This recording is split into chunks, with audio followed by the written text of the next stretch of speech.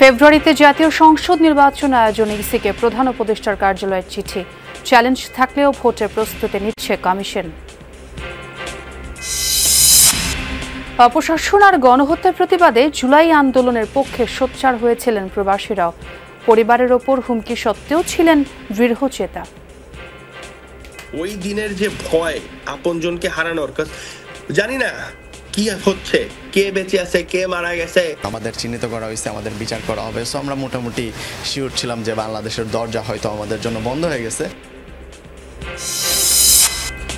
বাংলাদেশি পণ্যের ওপর কার্যকর হতে যাচ্ছে বাড়তি মার্কিন শুল্ক। আমদানি রপ্তানি বাণিজ্যের সব দিক খোলাসা করার তাগিদ বিশ্লেষকের। তারা যদি না জানে যে এই পণ্যটা যুক্তরাষ্ট্রের বন্দরে গিয়ে যখন পৌঁছাবে তখন তাদের ইম্পোর্ট পলিসির সাথে কমপ্লায়েন্ট কিনা সেটা বুঝবো কিভাবে? জমি নিয়ে বিরোধের জেরে রংপুরে আওয়ামী লীগ নেতার বিরুদ্ধে বাবা ছেলেকে নির্যাতনের অভিযোগ। জুলাই যোদ্ধার করা মামলায় আসামি হলেও জানা নেই পুলিশের। বরগুনায় খাদ্যবান্ধব গ্রামীণ অবকাঠামো সংস্কার প্রকল্পে দুর্নীতির অভিযোগ। কাজ ছাড়াই তুলে নেওয়া হয়েছে বরাদ্দ, সুফল বঞ্চিত প্রান্তিক জনগোষ্ঠী। পরিত্যক্ত ঘোষণার পরও মানিকগঞ্জের শিবালয়ে ঝুঁকিপূর্ণ স্কুল ভবনে চলছে পাঠদান। জরাজীর্ণ অবকাঠামো নিয়ে উৎকণ্ঠায় অভিভাবকরা। ক্লাস করতে অবশ্যই ভয় লাগে, উপর থেকে অনেক সিমেন্ট ইত্যাদি এসে আমাদের উপর পড়ে। জরাজীর্ণ ভবনের মধ্যে যেভাবে ক্লাস করাচ্ছে, যে কোনো সময় যে কোনো দুর্ঘটনা ঘটে যেতে পারে।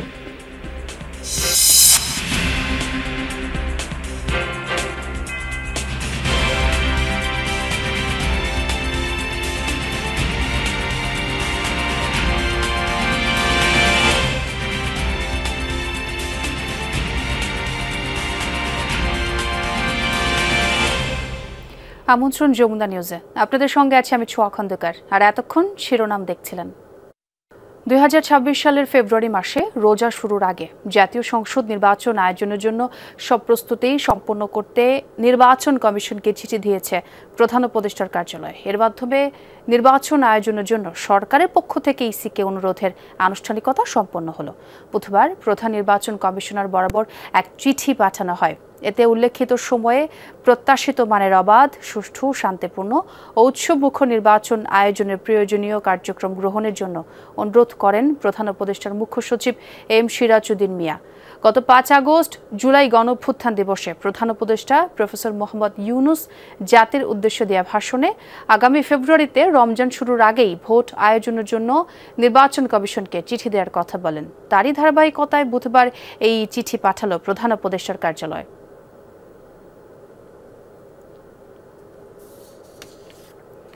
ফেব্রুয়ারির প্রথমার্ধে নির্বাচন, তার 2 মাস আগে তফসিল ঘোষণা হবে বলে জানিয়েছেন প্রধান নির্বাচন কমিশনার এএমএম নাসির উদ্দিন। গতকাল আগারগাঁও নির্বাচন ভবনে এক ব্রিফিংয়ে তিনি জানান, প্রধান উপদেষ্টার দেয়া সময়সীমা অনুযায়ী কাজ চলছে। সেপ্টেম্বরের মধ্যেই নির্বাচনের প্রস্তুতি গুছিয়ে আনতে চায় কমিশন। তার আগে নির্বাচন সংশ্লিষ্ট সব পক্ষের সাথে কমিশন আলোচনায় বসতে ইচ্ছুক।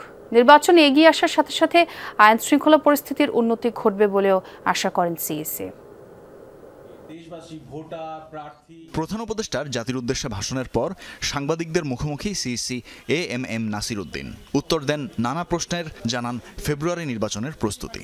যেদিন আমরা চিন্তা করবো যে অমুক দিন ভোট হবে, তার থেকে মাস 2 আগে আমরা শিডিউলটা ঘোষণা করব।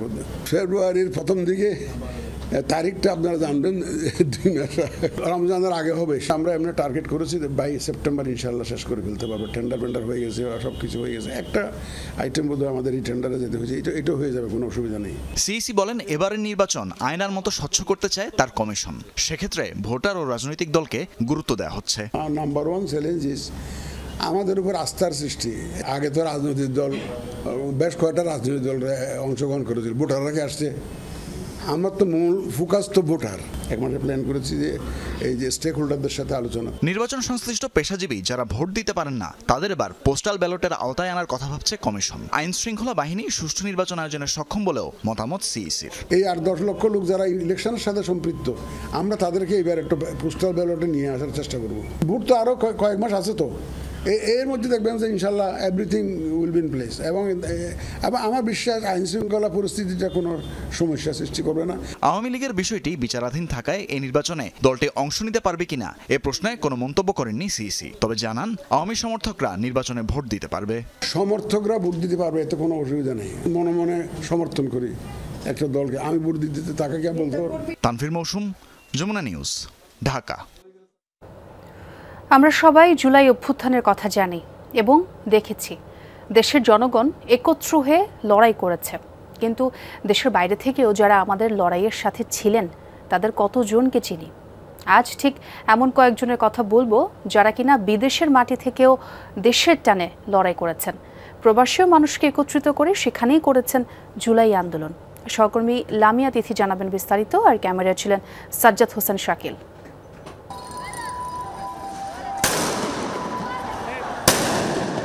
২৪-এর ১৮ জুলাই আন্দোলনরত ছাত্র জনতার উপর চলছে বৃষ্টির মতো গুলি। বিদেশের মাটিতে বসে দেশে এমন নৃশংসতা সহ্য করতে পারেনি প্রবাসী বাংলাদেশিরা। সেদিন লন্ডনে বাংলাদেশ দূতাবাসের সামনে এ প্রতিবাদ কর্মসূচি প্রবাসীদের। এ প্রতিবাদ সংগঠিত করেন লন্ডনে বসবাসরত বাংলাদেশের ব্যারিস্টার জাহিদ হাসান। সেদিনের স্মৃতিচারণ করেন, জানান ১৮ জুলাই প্রতিবাদ কর্মসূচি চলাকালে দূতাবাসের কর্মকর্তারা হুমকি দেয় আন্দোলনরতদের পাসপোর্ট নবায়ন করা হবে না। যখন আমাদের ফুল ডিটেলস নেওয়া হলো, কারণ আমরা যখন লেটারটা জমা দিই ওখানে নিজেদের পরিচয় সহ সাইন করে লেটার জমা দিই এবং মোটামুটি শিওর ছিলাম ওকে হয়তো বা বাংলাদেশ পাসপোর্ট যদি এই সরকার থাকে বাংলাদেশে হয়তো আমাদের আর যাওয়া হবে না এবং আমাদের পাসপোর্ট আর রিনিউ হবে না। তৎকালীন আইসিটি মিনিস্টার জুনায়েদ আহমেদ পলক একটা প্রেস ব্রিফিং করতেছেন যে আমরা নাকি লন্ডন এম্বাসিতে হামলা করছি এবং আমাদের চিহ্নিত করা হয়েছে, আমাদের বিচার করা হবে। সো আমরা মোটামুটি শিওর ছিলাম যে বাংলাদেশের দরজা হয়তো আমাদের জন্য বন্ধ হয়ে গেছে। সে আন্দোলন ঠেকাতে পুলিশ ভ্যান ডাকে দূতাবাস কর্মকর্তারা, তাতে যেন আরো বেগ পায় প্রতিবাদী কণ্ঠগুলো। আমার দেশের পুলিশ আমার দেশের মানুষের গুলি করতেছে, এটা আসলে মেনে নেওয়া সম্ভব ছিল না। আমরা অ্যাকচুয়ালি একটা লেটার দিচ্ছিলাম যখন আমরা ব্লকেটটা করি, ব্লকেটের এক পর্যায়ে ওরা অ্যাকচুয়ালি আমরা জানাই যে এই গুলি চালানো বন্ধ করতে হবে, না হলে অ্যাকচুয়ালি আমরা বাংলাদেশ এম্বাসির কার্যক্রম চালাতে দিতে চাই না এই লন্ডনে। সো তখন আমরা এটার একটা লেটার দেই, সেটা অ্যাকচুয়ালি আমরা ইনশিওর করি প্রাইম মিনিস্টার অফিসকে পাঠানোর জন্য। জুলাই আন্দোলনে অংশ নিয়েছিল কানাডায় থাকা বহু প্রবাসী। দেশে যখন ইন্টারনেট বন্ধ তখন এখানকার নানা তথ্য আর ফুটেজ জোগাড় করে ইন্টারন্যাশনাল মিডিয়াতে প্রচারে সহায়তা করে আবু তাজ। দুঃখ কষ্ট হচ্ছে বলবো, সবচেয়ে বেশি ভয় লাগছে যেদিন ইন্টারনেট এবং সেলফোন কানেকশন বিচ্ছিন্ন হয়ে যায়। ওই দিনের যে নার্ভ ব্রেকিং টেনশন, ওই দিনের যে ভয় আপনজনকে হারানোর, জানি না কি হচ্ছে, কে বেঁচে আছে, কে মারা গেছে, we don't know, it's all assumption, it's all in our mind going on, and ভয়ে, ভীতি, কষ্ট, দুঃখ আস্তে আস্তে বাড়তে থাকে। শুধু লন্ডন আর কানাডায় নয়, মধ্যপ্রাচ্য থেকে শুরু করে ইউরোপ, আমেরিকার বিভিন্ন দেশে থাকা এদেশের প্রবাসীরা যার যার জায়গা থেকে সক্রিয় অংশগ্রহণ করেন জুলাই আন্দোলনে। তাদের রেমিটেন্স বন্ধ করার ঘোষণা এক অর্থে কাঁপিয়ে দিয়েছিল শেখ হাসিনার সরকারের গদি। লামিয়া তিথি, যমুনা নিউজ, ঢাকা। সবকিছু ঠিক থাকলে ৭ আগস্ট থেকেই কার্যকর হবে আলোচিত রেসিপ্রোকাল ট্যারিফ বা পাল্টা শুল্ক। বৃহস্পতিবার রাত ১২টার পর যুক্তরাষ্ট্রে পণ্য পাঠালেই দিতে হবে বর্ধিত শুল্ক। বাংলাদেশের জন্য বাড়তি শুল্ক হার নির্ধারণ হয়েছে ২০%, সঙ্গে যোগ হবে আগের ১৬.৫%। ব্যবসায়ীরা বলছেন যুক্তরাষ্ট্রের সঙ্গে এখনও চুক্তি হয়নি, কী কী শর্তে পণ্য রফতানি করতে হবে তা এখনও অস্পষ্ট। আর বিশ্লেষকরা জানান রুলস অফ অরিজিন নীতি কেমন হবে তা আগে থেকেই খোলাসা করা দরকার। রপ্তানি বাণিজ্যে নতুন যুগে মার্কিন যুক্তরাষ্ট্র দেশে দেশে ঢালাও বাড়তি শুল্ক ধার্য করে বাণিজ্য ঘাটতি কমানোর কৌশল নিয়েছে প্রভাবশালী এই দেশ। গেল এপ্রিল থেকে ২ দফায় ঘোষণা করা হয় দেশভিত্তিক পাল্টা শুল্ক হার। এপ্রিলে বাংলাদেশের জন্য ধার্য করা হয় ৩৭% শুল্ক, জুলাইতে তা কমিয়ে নির্ধারণ হয় ৩৫%। শেষ পর্যন্ত নির্ধারিত শুল্ক হার ২০%। স্বস্তির জায়গা হচ্ছে প্রতিযোগীদের মধ্যে বাংলাদেশের শুল্ক হার প্রায় সমান, তবে প্রধান প্রতিযোগী ভারতের চেয়ে বাংলাদেশের শুল্ক ৫% কম নির্ধারণ করেছে ট্রাম্প প্রশাসন।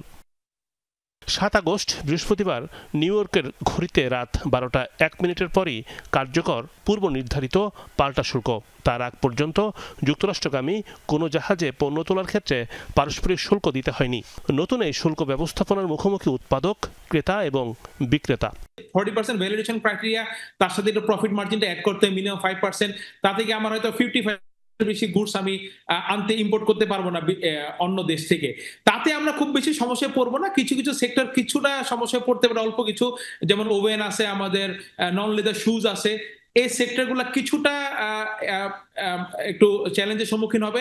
এক্সট্রা ডিউটি এটা অবশ্যই বায়ারদের তাদের এটা বেয়ার করতে হবে।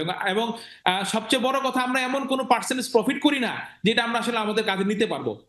কোন দেশ যুক্তরাষ্ট্র থেকে বেশি সুবিধা পেল, কে কি ছাড় দিয়েছে, আবার ছাড়ের ক্ষেত্রে কি শর্ত আছে, এমন নানাবিধ আলোচনা এখন তুঙ্গে। এটি বলা যায় নতুন শুল্ক ব্যবস্থায় শুরু হলো বৈশ্বিক বাণিজ্য যুদ্ধ। একটা বায়ারের সাথে যখন নেগোশিয়েট করতে যাবেন, তারা যদি না জানে যে এই পণ্যটা যুক্তরাষ্ট্রের বন্দরে গিয়ে যখন পৌঁছাবে তখন তাদের ইম্পোর্ট পলিসির সাথে কমপ্লায়েন্ট কিনা সেটা বুঝবো কিভাবে? সেটা না বুঝলে আমি তো অন্য পণ্যটা পাঠিয়ে একটা ঝুঁকি নিচ্ছি, কারণ ওটা বন্দরে গিয়ে যদি দেখা যায় যে রুলস অফ অরিজিনের রিকোয়ারমেন্ট মিট করছে না, তখন তো ওটা আটকে যাবে। টিকে থাকতে হলে বাড়াতে হবে নিজেদের সক্ষমতা, পণ্য এবং দেশের বৈচিত্র্যকরণ না হলে বিশ্ব বাণিজ্যে টিকে থাকা কঠিন। রিমন রহমান, যমুনা নিউজ, ঢাকা। শুল্ক নিয়ে মার্কিন যুক্তরাষ্ট্রের সাথে নন ডিসক্লোজার চুক্তি প্রকাশ করার বিষয় নয় বলে মন্তব্য করেছেন অর্থ উপদেষ্টা ডক্টর সালেউদ্দিন আহমেদ। ক্রয় সংক্রান্ত উপদেষ্টা কমিটির বৈঠক শেষে তিনি এমন মন্তব্য করেন। ডক্টর সালেউদ্দিন জানান, শুল্ক নিয়ে মার্কিন যুক্তরাষ্ট্র বাংলাদেশ 1-to-1 আলোচনা করেছে। এসব ক্ষেত্রে অনেক কথা প্রকাশ করা হয় না। প্রতিদ্বন্দ্বী দেশগুলোর বিষয়েও এক্ষেত্রে বিবেচনায় রাখতে হবে। উপদেষ্টা আরও বলেন, 20% শুল্ক নির্ধারণ হয়েছে, এটি আরও কমানো গেলে ভালো হতো, তবে যতটুকু হয়েছে তা অন্য দেশের তুলনায় খারাপ হয়নি। এ নিয়ে আরও আলোচনার সুযোগ আছে কিনা তা জানতে চাইলে সালেউদ্দিন আহমেদ বলেন, এখনও শুল্ক নিয়ে আনুষ্ঠানিক কোনো চুক্তি হয়নি। চুক্তির পর জানা যাবে কোন কোন ক্ষেত্রে শুল্ক কমানো হবে, এরপর আবারও আলোচনার বিষয়টি আসবে।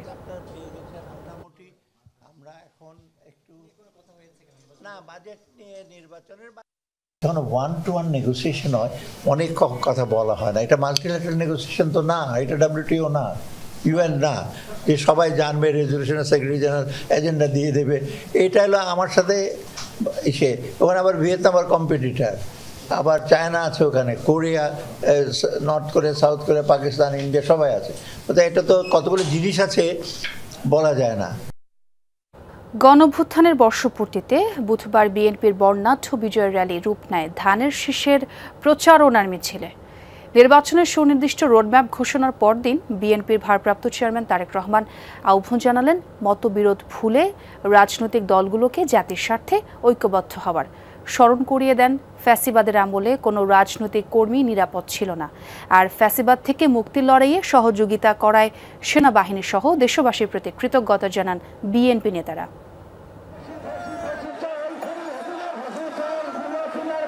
বিজয়ের উৎসব, ফ্যাসিবাদ থেকে মুক্তির 1 বছর, আনন্দ উল্লাসে তাই বিজয় উদযাপন বিএনপি নেতাকর্মীদের।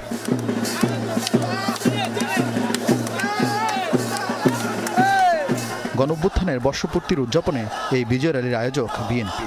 ঢাকাসহ আশপাশের জেলা থেকে হাজারো নেতাকর্মী অংশ নেন এতে। মিছিলে শুরু থাকলেও শেষ অংশ খুঁজে পাওয়া ছিল বেশ সময় সাপেক্ষ।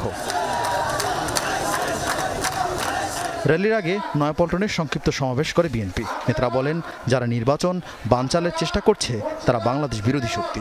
যারা বিভেদ সৃষ্টির চেষ্টা করছে তারা বাংলাদেশের পক্ষের শক্তি না। যারা নির্বাচনের বিপক্ষে কথা বলছে তারা বাংলাদেশের পক্ষের শক্তি না। তিনি আমাদেরকে নেতৃত্ব দিয়ে আমাদের মুক্তির পথ দেখিয়েছেন। দেশের সমস্ত মানুষকে, রাজনৈতিক দলগুলোকে, ছাত্রদেরকে, এবং এটা না বললেই নয়, আমি দেশপ্রেমিক সেনাবাহিনীকে আমি আন্তরিক ধন্যবাদ ও কৃতজ্ঞতা জানাতে চাই। ভার্চুয়ালি যোগ দিয়ে বিএনপির ভারপ্রাপ্ত চেয়ারম্যান তারেক রহমান বলেন, অন্ধকার থেকে আলোর পথে যাত্রা শুরু হয়েছে। ফ্যাসিবাদ মুক্ত বাংলাদেশে লাখো গণতন্ত্রকামী জনগণের আজকের এই বিজয় র্যালি দেশের 18 কোটি মানুষের মুক্তির মিছিল। এই মিছিল গণতন্ত্রের পথে অভিযাত্রা। অন্তর্বর্তীকালীন সরকার গতকাল জাতীয় নির্বাচন অনুষ্ঠানের একটি সময়সীমা ঘোষণা করেছে। আমরা স্বাগত জানাই। ভবিষ্যৎ প্রজন্মের সামনে একটি নিরাপদ বাংলাদেশ প্রতিষ্ঠার জন্য একজন নাগরিক হিসাবে আপনার সিদ্ধান্ত নেবার সময় এসেছে। তিনি বলেন, দেশে গণতন্ত্র ও আইনের শাসন না থাকলে কেউই নিরাপদ নয়। রাজনৈতিক দলের সদস্যবৃন্দ বিভিন্ন ইস্যুতে আমাদের মধ্যে ভিন্ন ভিন্ন মতভেদ থাকবে, কিন্তু সেই ভিন্ন মত নিরসনে আলোচনা হবে।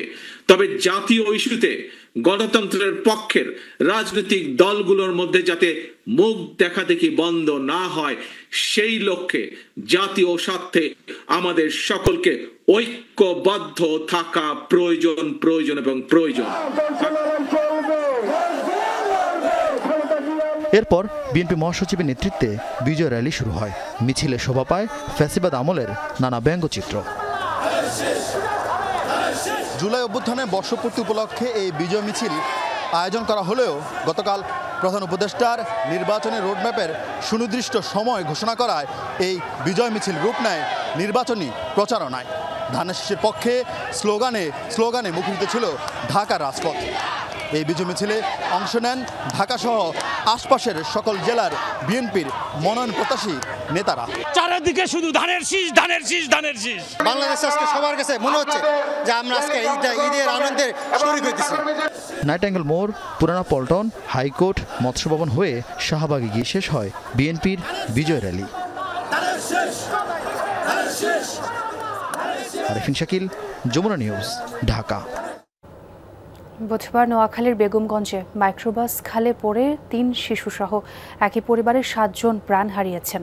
ঘটনার পর লক্ষ্মীপুরে ওমান প্রবাসী বাহার উদ্দিনের বাড়িতে নেমে এসেছে শোকের ছায়া। সেখানেই আছেন আমার সহকর্মী আনিস কবির, সরাসরি যুক্ত হচ্ছে তার সঙ্গে।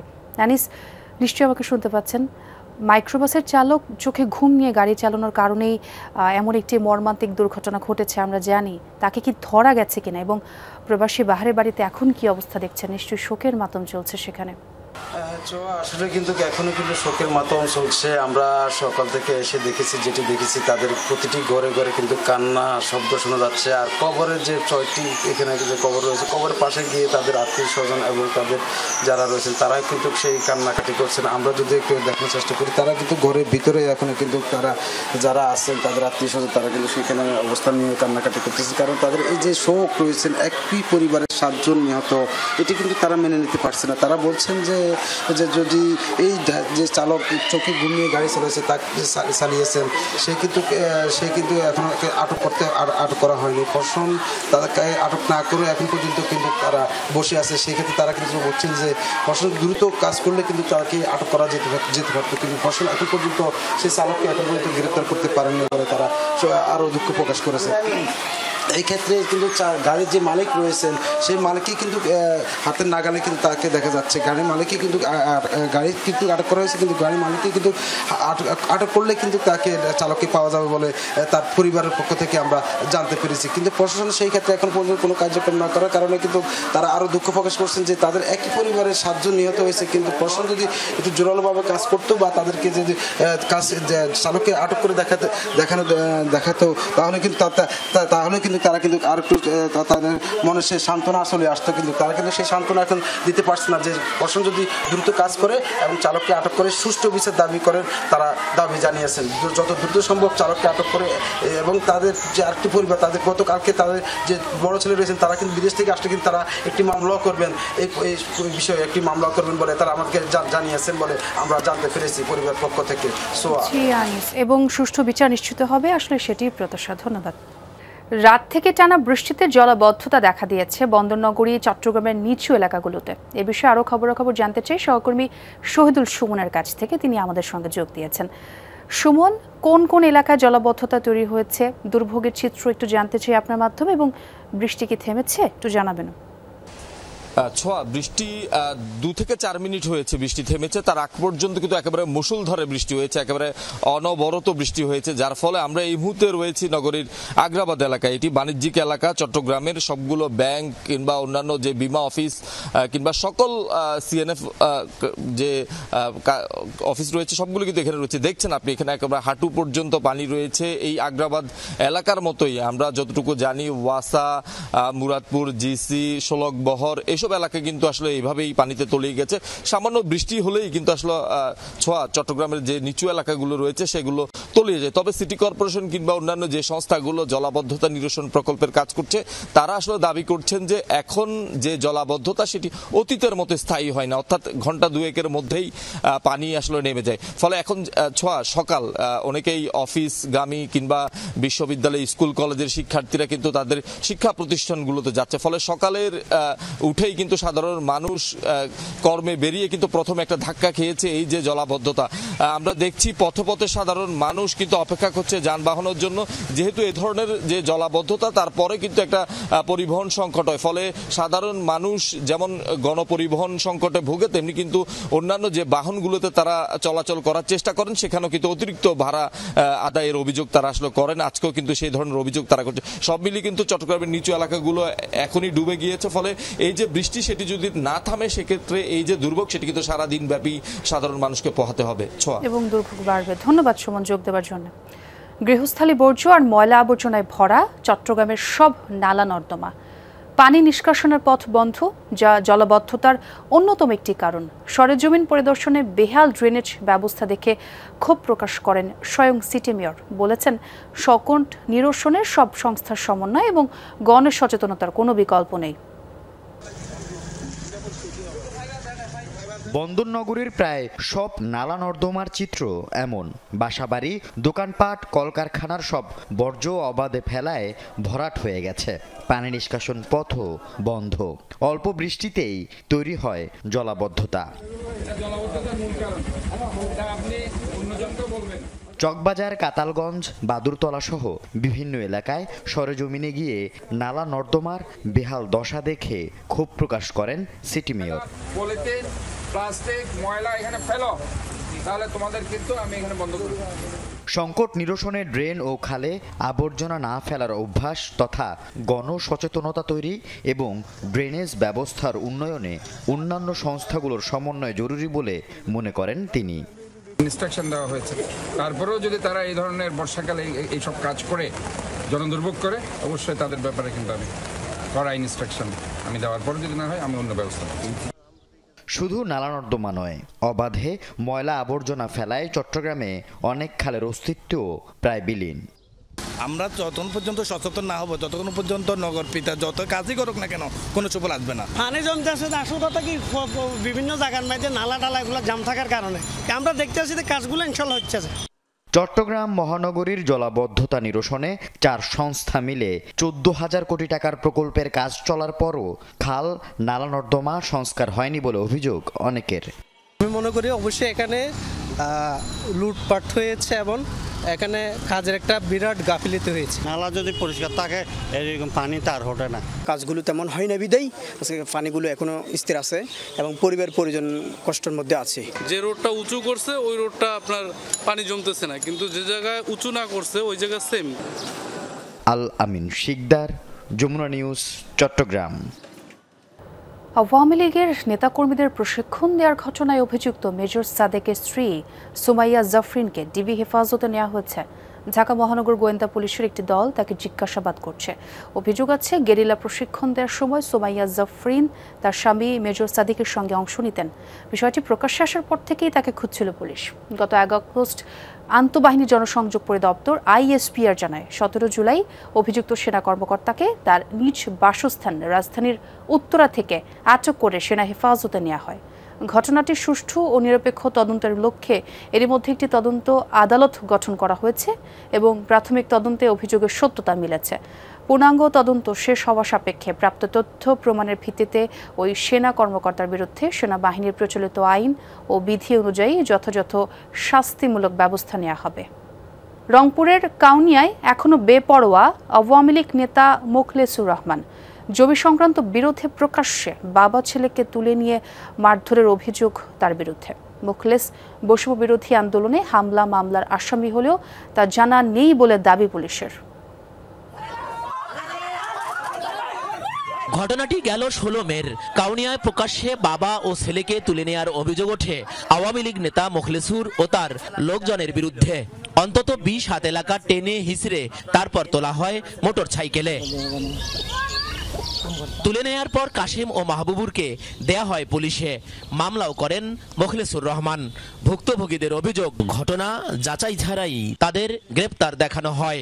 পরে জামিন পেয়ে অপহরণ মামলা করতে গেলেও গড়িমসি করেছে পুলিশ। ওখানে মারপিট করে, ওখান থেকে নেশা করে এখানে এই সাইন মার্কেট নিয়ে এখানে মারপিট করে।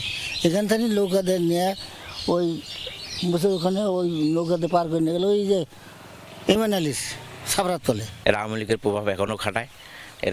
এরা আমাদের ওইখানে দুদুর মার্কেট থেকে আমাদের সরে নিয়ে গেছে। আচ্ছা 10টার দিকে 6টা স্টামে সই নিছে, নিয়ে আমাদের কাছে 8 লক্ষ টাকা চাঁদা চায়। ট্যাপা মধুপুর ইউনিয়নের 4 নম্বর ওয়ার্ড আওয়ামী লীগের সাধারণ সম্পাদক মুখলেসুর রহমান, সাবেক বাণিজ্যমন্ত্রী টিপু মুন্সির অনুসারী হিসেবে পরিচিত তিনি। অভিযোগ, সেই প্রভাবে গড়েছেন নিজস্ব বাহিনী। চরের জমি দখল সহ নানা অপকর্মে জড়িত তারা। বাবুর কাসম মালের ছেলে ওনাকে এই জায়গায় ছেঁচড়াতে নিয়ে আসলো, নিয়ে এসে মনে করেন যে এতটুকু পর্যন্ত আই না, এই জায়গা থেকে যখন উলঙ্গ হয়েছে উলঙ্গ থেকে ওই পোয়াল পর্যন্ত নিয়ে গেছে। আমি কি করি, এই যে কাপড়ের আঁচল এইভাবে না দিয়ে স্যান্ডাক পেঁচা নিবে ধরি, বারবারই পেঁচা নেই ওরা ফেলা দেয়, বারবারই পেঁচা নেই ওরা ফেলা দেয়। ওরা অনেক সংখ্যা ছিল, এই কারণে আমরা ওদেরকে বাঁচাইতে পারি নাই। আমি এতে 10টার দিকে আসে দেখে এই জায়গায় এরকম মানুষজন এরকম অনেক মারধর করতেছে এদেরকে। মুখলেসুরের দাবি, সব অভিযোগ ভিত্তিহীন। উল্টো সেদিন মারধরের শিকার তিনি। না, এটা ওনার দেখে আমরা অপহরণ করি নিকে। ওখানে হয়তো হুড়াজুরা হয়েছে, যখন আমার মাথায় ডাং দিছে, এই মাথায় যখন রক্তপাত হয়েছে, তখন এই দেখে তখন মানুষও হই হাল্লা চিল্লাচিল্লি কি হয়েছে, আমি আর পরে খবর পাওনি, আমাকে ওই অবস্থায় মেডিকেলে নিয়ে গেছে। পুলিশ বলছে দুপক্ষের জমির সোলেনামা দলিল সংক্রান্ত বিরোধ আছে, পাল্টাপাল্টি মামলাও চলমান। এর আগেও ঘটেছে একাধিকবার সংঘর্ষ। আমাদের সব অফিসার এখন নতুন, হয়তো তারা ওইভাবে আইডেন্টিফাই করতে পারে না। আর বিচার প্রার্থনা তো করতে গেলে তাদেরকে আমরা আইনের ভিতর থেকে চেষ্টা করি। প্রিভিয়াস রেকর্ড হয়তো তদন্তে উঠে আসবে, তখন যথাযথ ব্যবস্থা নেওয়া হবে। বৈষম্য বিরোধী ছাত্র আন্দোলনে গুলিবিদ্ধ শাহ আলমের করা মামলার 50 নম্বর আসামিও মুখলেসুর রহমান। সরকার, মাঝারুল মান্নান, যমুনা নিউজ, রংপুর। বরগুনার পাথরঘাটায় গেল অর্থবছরে 4 কোটি টাকা ব্যয়ে কাবিখা, কাবিটা, টিআর ও খাদ্যশস্য প্রকল্পে ব্যাপক অনিয়ম দুর্নীতির অভিযোগ উঠেছে। গ্রামীণ অবকাঠামো সংস্কার কর্মসূচির এসব প্রকল্পে কোথাও নামমাত্র, কোথাও বা কোনো কাজ না করেই তুলে নেওয়া হয়েছে বরাদ্দ। স্থানীয়রা বলছেন, লুটপাটের কারণে ত্রাণ ও দুর্যোগ মন্ত্রণালয়ের বরাদ্দের সুফল পাচ্ছে না প্রান্তিক জনগোষ্ঠী। গ্রামীণ অবকাঠামো সংস্কার কর্মসূচির আওতায় গেল অর্থবছরে বরগুনার পাথরঘাটা সদর ইউনিয়নের 2 নম্বর ওয়ার্ডের নিজ লাঠিমারা কিল্লাগামী এলাকায় মাটির রাস্তা নির্মাণের জন্য বরাদ্দ দেয়া হয় 12 টন গম। কাগজে কলমে বাস্তবায়ন দেখিয়ে গম উত্তোলন করা হলেও স্থানীয়দের অভিযোগ, এবার কোনো কাজই হয়নি এখানে। কাজ বাস্তব বছর হয় না, এটা গেল বছর কাজ করছে, বছর আর কাজ হয় না। কিল্লে কোনো কাজ হয় নাই, এই কিল্লে নিজেরই মারা কোনো কাজ হয় নাই। একই ওয়ার্ডের নিজ লাঠিমারা পহলান বাড়ি থেকে হায়দারের বাড়ি পর্যন্ত মাটির রাস্তা রক্ষণাবেক্ষণের জন্য বরাদ্দ দেয়া হয় 2,15,000 টাকা। এলাকাবাসীর অভিযোগ, এই রাস্তায় একদিন নামমাত্র কাজ করেছেন 4-5 জন শ্রমিক। এই রাস্তাটা একদিন কাম হারছিলে, ওখান দিয়ে মাটি কেটে নিয়ে হিন্দি কথা নিয়ে বানছিলে, এই তো উইতে। পাথরঘাটা সদর ইউনিয়নের বেশিরভাগ প্রকল্পের সভাপতি ছিলেন বর্তমান প্যানেল চেয়ারম্যান সগির আলম। সভাপতি করার ক্ষেত্রে নীতিমালা লঙ্ঘন করা হয়েছে বলে অভিযোগ উঠেছে, তবে অনিয়ম দুর্নীতির সব অভিযোগ অস্বীকার করেছেন তিনি। আমার কিছু ওয়ার্ডে হইল মেম্বার নাই, অনুপস্থিত, সেখানে পাবলিক সিপিসি হইতে পারবে না, উন্নয়নের স্বার্থে সেখানে সিপিসি হওয়া দরকার। গেল অর্থবছরে পাথরঘাটার 7 ইউনিয়নে গ্রামীণ অবকাঠামো সংস্কারে কাবিখা, কাবিটা, টিআর ও খাদ্যশস্য প্রকল্পের মাধ্যমে 3 ধাপে 178টি প্রকল্পে বরাদ্দ দেয়া হয়। স্থানীয়দের অভিযোগ, এসব প্রকল্পে ব্যাপক অনিয়ম হয়েছে। বিভিন্ন সরকারি দপ্তরে লিখিত অভিযোগ দিয়েও মেলেনি প্রতিকার। বেকুদ্দ অল্প একটু কাদা উড়াইলে পাইস দেয়, করি এরপরে দিয়ে থুয়ে গেছে ওই তো সিডি বিডি অল্প অল্প মাটি দিয়ে গেছে 1020-25 টাকার কাজ করছে টোটাল 40%-এর উপরে বা 50%, কোন জায়গায় 30%, কোন জায়গায় 20%, এই রকমের কাজ হয়েছে। কত টাকার বরাদ্দ, তারপর কোন সংস্থা থেকে মাটি ভরাট কি বালু ভরাট, হ্যাঁ এগুলো তো আমি জানবো, কিন্তু আসলে আজ পর্যন্ত আমি কিছুই এই ব্যাপারে জানি না। পরিপত্র ফলো করা হয় নাই, কারণ পরিপত্রে আছে যে আপনার শ্রমিক লাগবে, শ্রমিক বাছাই করতে হইবে, প্রকল্প বাছাই করতে হইবে। গায়েবী প্রকল্প দিয়ে মানে মহালুট। তবে অনিয়ম দুর্নীতির অভিযোগ অস্বীকার করেছেন ইউনো ও উপজেলা প্রকল্প বাস্তবায়ন কর্মকর্তা। আমরা কাজ দিয়েছি, তারপরে বিজনেসে যদি আপনারা এরকম পান কোন জায়গায় আপনারা পাইছেন, কোন আমাদের কাজ হয় নাই, সেইটার আমাদের জ্ঞান। যেগুলো তো বলেছেন যে কোনো কাজ হয়নি, আমরা সেগুলো দেখেছি এবং সেখানে কাজ হয়েছে বলে আমরা ছবি ভিডিও সহ আমরা নিয়ে এসেছি। 8টা রয়েছে যেগুলো আমরা বৃষ্টির জন্য কাজ করতে পারি নাই। আগের যে যারা মেম্বার ছিলেন তারা অনেকেই পলাতক, সঙ্গত কারণেই একাধিক ইয়াতে তাদেরকে করা হয়েছে। সিপিসি মেম্বারকে দেওয়া যায়, চেয়ারম্যানকে দেওয়া যায়, মানে কোনো গণ্যমান্য ব্যক্তি হইতে পারে। অনিয়ম দুর্নীতির অভিযোগ গুরুত্বের সাথে খতিয়ে দেখে ব্যবস্থা নেওয়ার তাগিদ স্থানীয়দের। জাহিদ হাসান, যমুনা নিউজ। মানিকগঞ্জে পরিত্যক্ত স্কুল ভবনেই চলছে পাঠদান। সরকারি প্রাথমিক বিদ্যালয়ের এই বেহাল দশা, ঝুঁকি নিয়ে কোমলমতি শিক্ষার্থীদের ক্লাস নিচ্ছেন শিক্ষকরা। দুর্ঘটনার শঙ্কায় অভিভাবকরা সব সময়ই উদ্বিগ্ন। স্কুল কর্তৃপক্ষের দাবি, বিকল্প ভবন না থাকায় বাধ্য হয়েই সেখানে ক্লাস চলছে। শিবালয় কেন্দ্রীয় আদর্শ সরকারি প্রাথমিক বিদ্যালয় 1994 সালে মানিকগঞ্জে নির্মিত হয় একতলা স্কুল ভবনটি। শ্রেণী সংকটের কারণে 14 বছর পর 2008 সালে টিন শেড দিয়ে দোতলা করা হয়, কিন্তু বেহাল দশার কারণে 2022 সালেই পরিত্যক্ত ঘোষণা করা হয় ভবনটি। জরাজীর্ণ ভবনের 5টি শ্রেণীকক্ষ, তবে বিকল্প ব্যবস্থা না থাকায় ঝুঁকি নিয়েই পাঠদান চলছে। হ্যাঁ, আমাদের এই যে ক্লাস করতে অবশ্যই ভয় লাগে, উপর থেকে অনেক সিমেন্ট ইত্যাদি সে আমাদের উপর পড়ে। যখন বৃষ্টি আসে তখন আমরা জানালাগুলো আটকাতে পারি না, পুরো বেঞ্চ ভিজে যায়। এইরকম একটা জরাজীর্ণ ভবনের মধ্যে যেভাবে ক্লাস করাচ্ছে, যে কোনো সময় যে কোনো দুর্ঘটনা ঘটে যেতে পারে। অভিভাবকরাও প্রতি মুহূর্তে থাকেন আতঙ্কে, যে কোনো সময় ঘটতে পারে দুর্ঘটনা, এমন শঙ্কা নিয়েই সন্তানদের পাঠান স্কুলে। বাচ্চা যখন সকাল থেকে আমাদের সারাদিনই উদ্বিগ্ন থাকে যে কখন আমার বাচ্চা ঘরে ফিরবে। বাচ্চারা স্কুল আসতে চায় না, কান্না করে স্কুল আসতে চায় না, ভয়ে থাকে ওরা।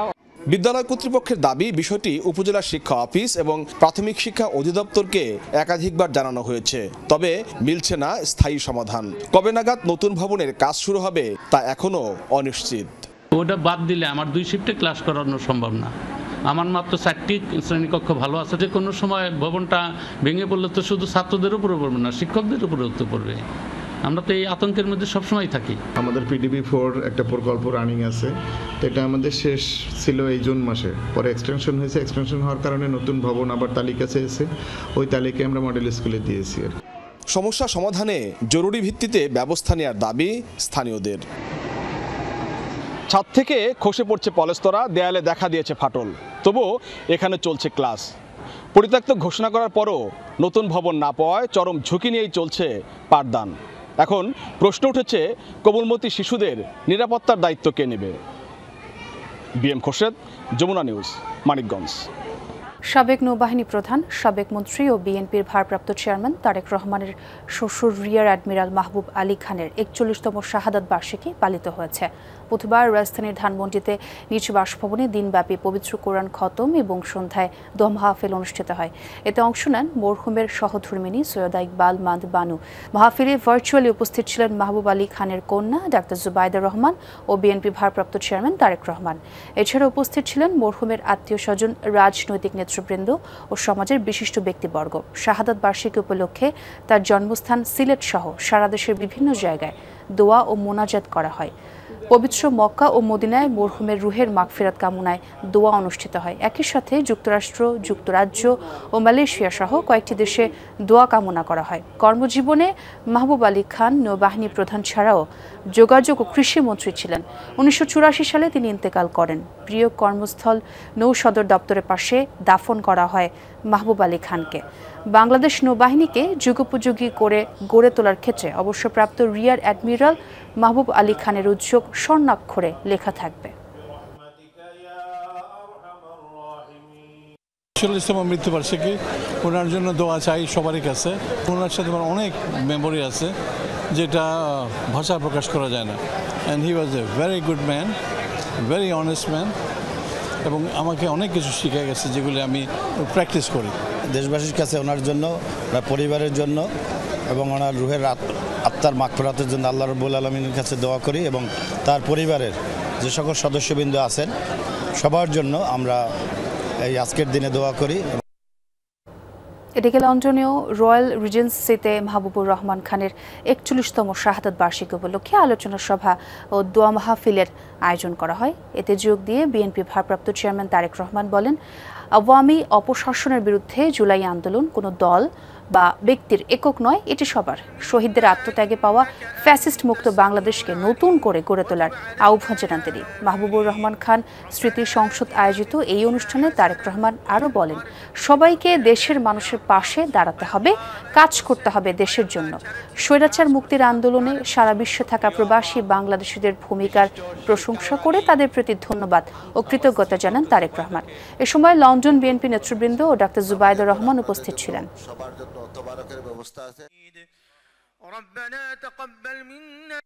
5ই আগস্ট যে বিজয় আমরা অর্জন করেছি, এই বিজয়টি কোনো একক কোনো সংগঠন বা কোনো দলের দ্বারা সম্ভব ছিল না। সমাজের সর্বস্তরের মানুষ, প্রত্যেকটি শ্রেণী পেশার মানুষ রাজপথে নেমে এসেছিলেন বলেই এই আন্দোলনটি সফল হয়েছে। বাংলাদেশ স্বৈরাচার মুক্ত হয়েছে। দেশকে সামনে এগিয়ে নিয়ে যাবার জন্য আমরা সেই সুযোগটিকে কাজে লাগাই। আমরা আমাদের কাঙ্ক্ষিত শহীদদের কাঙ্ক্ষিত যে বাংলাদেশের জন্য তারা নিজের প্রাণকে উৎসর্গ করেছেন, সেই বাংলাদেশকে যাতে আমরা ধীরে ধীরে গড়ে তুলতে পারি। যুক্তরাষ্ট্রের জর্জিয়ার সামরিক ঘাঁটিতে হয়েছে ম্যাস শুটিংয়ের ঘটনা। বন্দুকধারী গুলিতে আহত হয়েছে অন্তত 5 সেনা। বুধবার স্থানীয় সময় সকালে ফোর্ট স্টুয়ার্ট সেনা ঘাঁটিতে অতর্কিত হামলা চালায় এক ব্যক্তি। কয়েকজন গুলিবিদ্ধ হওয়ার পর হামলাকারীকে ধরে ফেলে সেনারা। আহতরা হাসপাতালে চিকিৎসাধীন। এদের মধ্যে 3 জনের শরীরে অস্ত্রোপচার করা হয়েছে। সন্দেহভাজনের ছবি ও পরিচয় প্রকাশ করেছে মার্কিন পুলিশ। হামলাকারী 28 বছর বয়সী কর্নেলিয়াস রেডফোর্ড। তিনি নিজেও একজন সেনা, সার্জেন্ট হিসেবে দায়িত্বরত নিয়মিত ব্রিগেডে। তবে হামলার উদ্দেশ্য সম্পর্কে এখনও জানা যায়নি কিছু। অস্ত্রের সহজলভ্যতার জেরে যুক্তরাষ্ট্রে প্রায় নিয়মিতই হয় ম্যাস শুটিংয়ের ঘটনা। এর আগেও সর্বোচ্চ নিরাপত্তা বেষ্টিত মার্কিন সেনা ঘাঁটিতে বন্দুকধারীর হামলা হয়েছে। ভারতের ওপর আরও 25% বর্ধিত শুল্ক আরোপ করলেন মার্কিন প্রেসিডেন্ট ট্রাম্প। এর ফলে ভারতীয় পণ্যে 50% শুল্ক আরোপ করা হবে। বুধবার এ সংক্রান্ত নির্বাহী আদেশ জারি করেন তিনি। হোয়াইট হাউসের বিবৃতিতে বলা হয়, রাশিয়ার কাছ থেকে তেল কেনা অব্যাহত রাখায় জরিমানা হিসেবে এই সিদ্ধান্ত নেওয়া হয়েছে মিত্র দেশটির ওপর। এদিকে যুক্তরাষ্ট্রের এমন পদক্ষেপকে অগ্রহণযোগ্য আখ্যা দিয়েছে দিল্লি। চলতি মাসের শুরুতেই নতুন শুল্ক হার নির্ধারণ করে নথি প্রকাশ করে হোয়াইট হাউস। তালিকায় রয়েছে 67টি দেশ, তাইওয়ান এবং ইউরোপীয় জোট। তালিকায় রয়েছে ভারতও। দেশটির ওপর 25% পাল্টা শুল্ক আরোপের ঘোষণা দেন মার্কিন প্রেসিডেন্ট ডোনাল্ড ট্রাম্প। কারণ হিসেবে তুলে ধরা হয় রাশিয়ার কাছ থেকে ভারতের জ্বালানি তেল কেনার বিষয়টি। সে সময় দিল্লিকে হুঁশিয়ারি দিয়ে ট্রাম্প বলেছিলেন, মস্কোর সাথে বাণিজ্যিক সম্পর্ক অব্যাহত রাখলে অতিরিক্ত জরিমানাও গুনতে হবে। এবার সেই হুমকিকেই বাস্তবায়ন করলেন মার্কিন প্রেসিডেন্ট। বুধবার নতুন এক নির্বাহী আদেশ জারি করেন তিনি, যাতে ভারতের ওপর আরও 25% শুল্ক জরিমানা হিসাবে আরোপ করা হয়।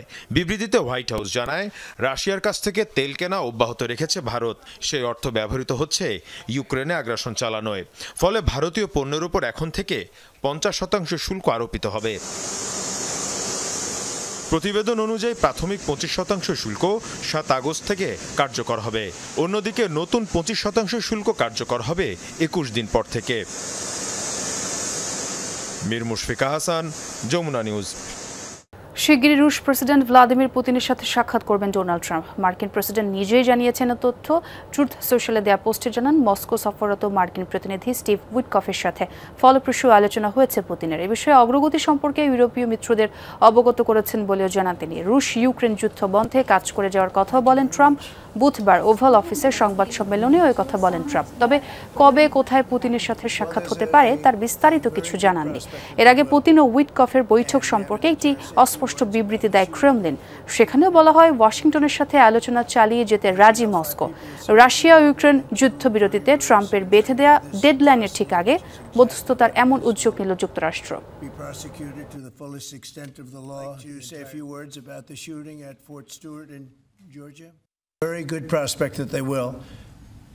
সাক্ষাতের বিষয়ে খুব ভালো অগ্রগতি হয়েছে, এখনো সিদ্ধান্ত নেইনি কোথায়। তবে প্রেসিডেন্ট পুতিনের সাথে আমাদের প্রতিনিধির ইতিবাচক আলোচনা হয়েছে। আশা করছি এই পথটা আমরা শেষ করতে পারবো। খুব শিগগির বৈঠকের সম্ভাবনাও রয়েছে। গাজার অসুস্থ এবং আহতদের সহায়তায় এবার উপত্যকায় পৌঁছানো হয়েছে সংগৃহীত রক্ত। বিশ্ব স্বাস্থ্য সংস্থা এবং সংযুক্ত আরব আমিরাতের সহায়তায় পাঠানো হয়েছে এসব রক্ত। স্বেচ্ছাসেবীদের দান করা এসব রক্ত খুব শিগগিরই গাজার হাসপাতাল এবং স্বাস্থ্য কেন্দ্রগুলোয় পাঠানো হবে বলে জানিয়েছে কর্তৃপক্ষ। চলতি মাসের 1 তারিখ থেকে গাজা উপত্যকায় মেডিকেল সহায়তা নিয়ে পৌঁছেছে 36টি ট্রাক। জরুরি ওষুধের পাশাপাশি ট্রাকগুলোয় রয়েছে সংগৃহীত রক্ত। মূলত অসুস্থ এবং আহতদের চিকিৎসার জন্য পাঠানো হয়েছে এসব রক্ত। বিশ্ব স্বাস্থ্য সংস্থা এবং সংযুক্ত আরব আমিরাতের একটি সংস্থার মাধ্যমে সংগ্রহ করা হয়েছে এসব রক্ত।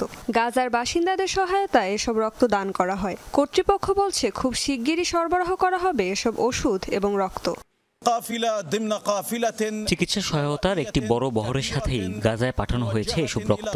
আগামী কয়েকদিনের মধ্যেই এগুলো হাসপাতালে পৌঁছে যাবে বলে আশা করছি। ট্রাকের চালান এর মধ্যেই বিশ্ব স্বাস্থ্য সংস্থার গুদামে পৌঁছেছে। সেখান থেকে খুব দ্রুতই ওষুধপত্র ও চিকিৎসা সামগ্রী বিতরণ শুরু হবে। ওষুধের পাশাপাশি শল্য চিকিৎসার বিভিন্ন সরঞ্জামও রয়েছে এসব ট্রাকে। কর্তৃপক্ষের আশা খুব শিগগিরই এসব সহায়তা বিতরণ করা হবে গাজাবাসীর মাঝে। ইসরায়েলি বাধার কারণে গাজায় দেখা দিয়েছে তীব্র খাদ্য সংকট। এ পর্যন্ত খাবারের অভাবে ও অপুষ্টিতে মৃত্যু হয়েছে প্রায় 200 ফিলিস্তিনির, যাদের মধ্যে অর্ধেকই শিশু। রেজবানা সায়মা, যমুনা নিউজ।